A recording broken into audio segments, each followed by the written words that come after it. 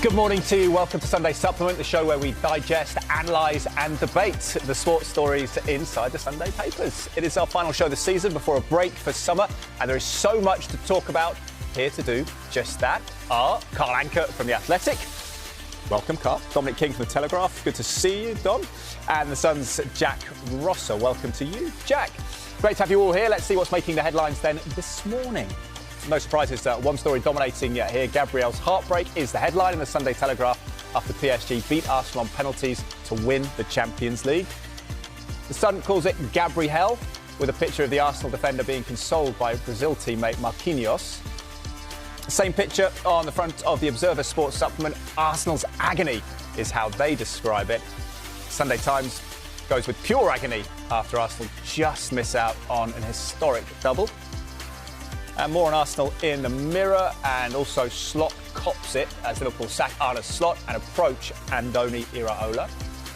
With the back page or front page, Jack, of the Observer there, Arsenal agony. Does that about summarise it after so much hope over a long period of time? Yeah, I think when the semi-finals had finished and we saw it was Arsenal PSG having come through that incredible pair of semi-finals against Bayern Munich, there was a real feel that it would just be PSG and they're the best team in Europe. But I think with Arsenal, the way they ended the season, and I think me and Carl were both here the day of the Man City game in the Premier League. They obviously lose that, and it was who can get this run over the season. And it sort of went unnoticed that Arsenal won 5 on the trot and stormed it while City really struggled. And that confidence has really built within Arsenal. So I think the closer we got to the final, the more hope would have built within Arsenal fans. The longer that game went on, going ahead after 5-6 minutes with a fantastic goal from Havertz, the hope's there and it's building and building and building. You go all the way. Eze misses the penalty. That's a very poor penalty. But then David Raya pulls them back in. Everyone's back up again.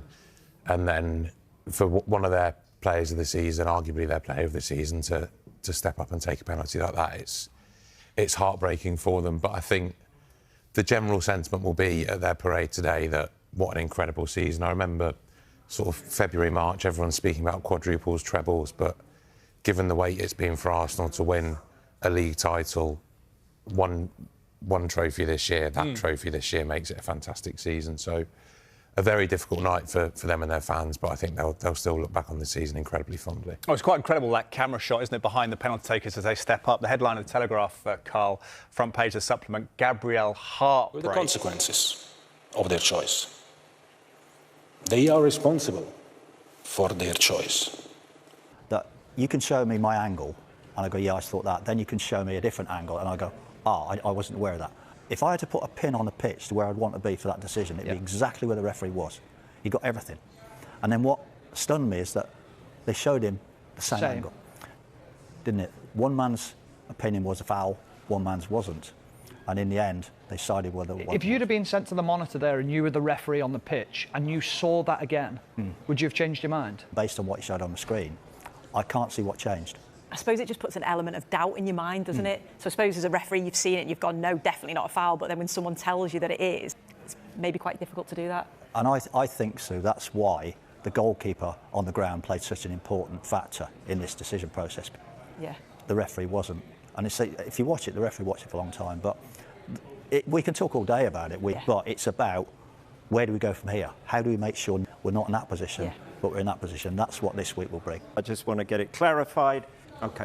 Yes, should have stood. 100% should have stood. Some news coming into us now. Sky Sports News understands the VAR, who controversially reviewed the late penalty game against PSG, has been replaced for a game tonight. Asked the referee to go to the screen after review, which looked into a potential handball by Tino Livramento. The referee didn't give the penalty on field, but reversed the decision after looking at the incident on the screen. It was due to be the VAR Champions League game between he has the reaction now. we've been waiting for is FIFA's response to the EU ruling that banning. FIFA will now analyse the decision in coordination with UEFA, the other confederations and the member associations before commenting further. Last topic I want to mention, we had to suspend both for government interference in the activities of the football association. So these associations are suspended from all footballing activities with immediate effect. They know what needs to be done for them to be Right, some breaking news just into us. We told you yesterday that UEFA had suspended referees in the last few minutes. We've had confirmation from UEFA that it is investigating Coutts' conduct. A UEFA statement says this: a UEFA ethics and disciplinary inspector has been appointed to evaluate a potential violation of the UEFA. The referee, further information regarding this matter will be made available in due course. Breaking news, UEFA have now confirmed. By my opinion, this idea is a spit in the face of all football lovers and our society as well. So we will not allow them to take it away from us. But shouldn't the assistant, again, I think it's Lee Betts this time, be saying that's not the right line? Well, in an ideal world, yes, but obviously whether the referee's dominated it and said, you know, this is it, I'm happy with this. Judgment goes on and they are locked in on. It's one of those things, decisions like this where, as Dermot said, it is human error, a clear, obvious human error where people will think, do you know what, we'll just take a couple of poor decisions on field. We looked at offsides and we said, well, it's OK because we get offsides, they're either right or wrong. So yes, it's human error, and of course we all make mistakes, but again, you made a brilliant point about the Arsenal error. So it's huge for that football club. So they need to be right. Because it's subjective, it needs to be right. And when you talk about training and making sure this doesn't happen again, you sort of feel like you can't really do a lot to train that. It's a pretty obvious, basic thing to get wrong, isn't it? I think it's a mental thing, Rob. You know, you've got to instill in him that it's almost like, I don't want to push it too far. For what I said earlier, I don't want to repeat myself, but it is. And so I think the thing you've got to get into him mentally is, irrespective of how long it's going to take, you've got to go right the way through. What if one decision changed the entire outcome of the Champions League final? Football fans around the world are furious after a controversial VAR incident involving Arsenal sparked massive debate online. Some supporters are even claiming that Arsenal were robbed on the biggest stage in European football. And now, reports surrounding the referee's future have sent social media into meltdown. Let's break down everything that happened. The controversy began during a crucial moment in the Champions League final when Arsenal players appealed for what many believed was a clear foul inside the penalty area. Despite protests from the players, the referee allowed play to continue. Fans immediately expected VAR to intervene. However, after a brief review, no penalty was awarded.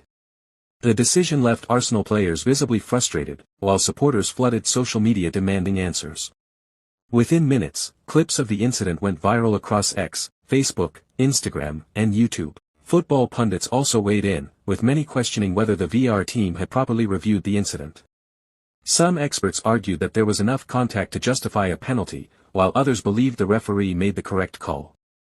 Regardless of opinion, one thing became clear: the decision completely dominated the conversation after the match. Arsenal supporters were quick to express their anger.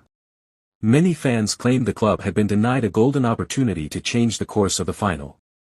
The hashtag demanding accountability from UEFA quickly began trending online. Meanwhile, rival supporters argued that controversial decisions are simply part of football and that Arsenal should have done more throughout the game. The debate continues to divide fans worldwide. As pressure mounted, speculation about possible consequences for the match officials began circulating online, adding even more fuel to an already explosive story.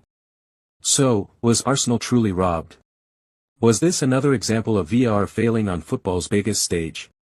Or did the officials get the decision right under immense pressure? Whatever your opinion, this incident will be remembered as one of the most talked about moments of the season.